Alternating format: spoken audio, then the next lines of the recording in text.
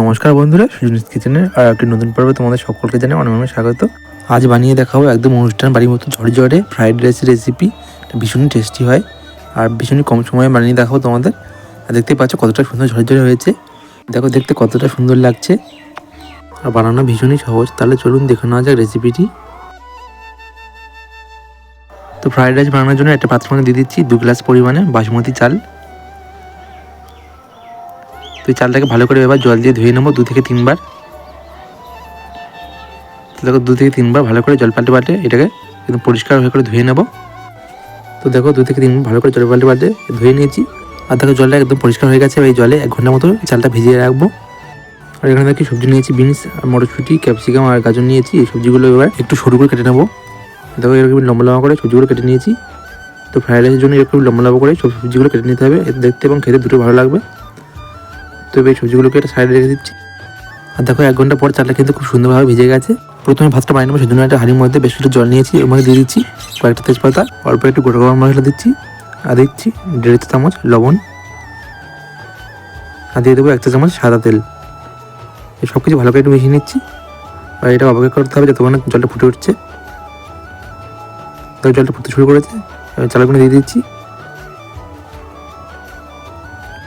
তো সব চালগুলো দেওয়া হয়ে গেছে। আমি এটাকে ভালো করে যেরকম ভাত করি সেরকম করে এটাকে সিদ্ধ করে নিতে হবে। মাঝে মাঝে এরকম হালকা করে নেড়ে দেবো যাতে তোড়ায় লেগে না যায়। তো কিছুক্ষণ পর দেখো চালটা কিন্তু একদমই সিদ্ধ হয়ে গিয়েছে। তো এবার ভাতের মাঠটা ঝরিয়ে নেব। এখানে দেখো একটা কড়ার মধ্যে বেশ কিছুটা সাদা তেল নিয়েছি, আর দেবো 1 চা চামচ ঘি। তেল আর ঘিটা ভালো করে একটু গরম করে নেবো। যখন খুব ভালো মতন গরম হয়ে যাবে তখন দিয়ে দেবো কুচানো বিনস। তো হালকা করে একটু ভেজে নিচ্ছি। এরপর দিয়ে দেবো সরু সরু করে কেটে রাখা গাজর, আর দিয়ে দেবো ক্যাপসিকাম। তো এবার হাই ফ্লেমে সবজিটাকে ভালো করে একটু ভেজে নেব।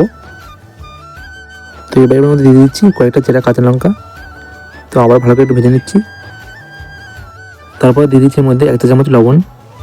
লবণটা দিয়েও ভালো করে নেড়েচে মিশিয়ে নিচ্ছি। তারপর দিয়ে দিচ্ছি এর মধ্যে অল্প একটু কাজু আর কিশমিশ। তো আগে থেকে ছাড়িয়ে রাখা মটরশুঁটিগুলো এর মধ্যে দিয়ে দিচ্ছি। তো এবার সব কিছু ভালো করে একটু ভেজে নেব।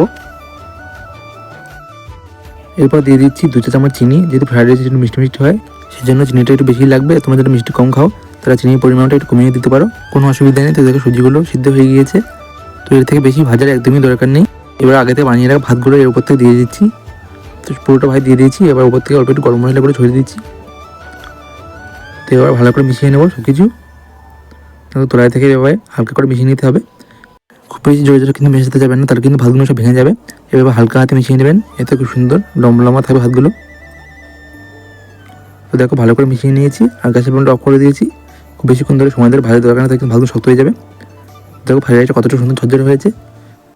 তো গরম গরম ফ্রাইড রাইসটা একটা প্লেটে সার্ভ করে দিচ্ছি। আর ফ্রাইড রাইস গরম গরম খেতে বেশি ভালো লাগে। আর দেখতে পাচ্ছ কতটা সুন্দর ঝরঝরে হয়েছে। তো এটা তোমরা চিলি চিকেন বা চিকেন কষার সাথে সার্ভ করতে পারো, খেতে দারুণ লাগবে। তো তৈরি হয়ে গেলে একদম অনুষ্ঠান বাড়ির মতন ঝরঝরে সুস্বাদু ফ্রাইড রাইস। অবশ্যই বাড়িতে বানাবে, আশা করছি ভালো লাগবে। তো একদম অনুষ্ঠান বাড়ির মতো ফ্রাইড রাইস বানানোর রেসিপিটি দেখে আশা করছি বুঝতে পারছি কতটা সহজ, আর দেখো কতটা সুন্দর ঝরঝরে হয়েছে। আর ফ্রাইড রাইস খেতে পছন্দ করে না এরকম লোক খুঁজে পাওয়া খুব কঠিন। দেখো কতটা সুন্দর লাগছে দেখতে। তো আজকে ভিডিওটি কেমন লাগলো কমেন্টে জানাতে ভুলবেন না। ভালো লাগলে প্লিজ চ্যানেলটি সাবস্ক্রাইব করে পাশে থেকো। তো আজকের মতো ভিডিওটা এখানে শেষ করেছি। আবার হাজির হয়ে যাও নতুন কোনো রেসিপির সাথে। তো সবাই খুব ভালো থাকবেন, সুস্থ থাকবেন এবং এতক্ষণ আমার সাথে থাকার জন্য সকলকে জানাই অসংখ্য ধন্যবাদ।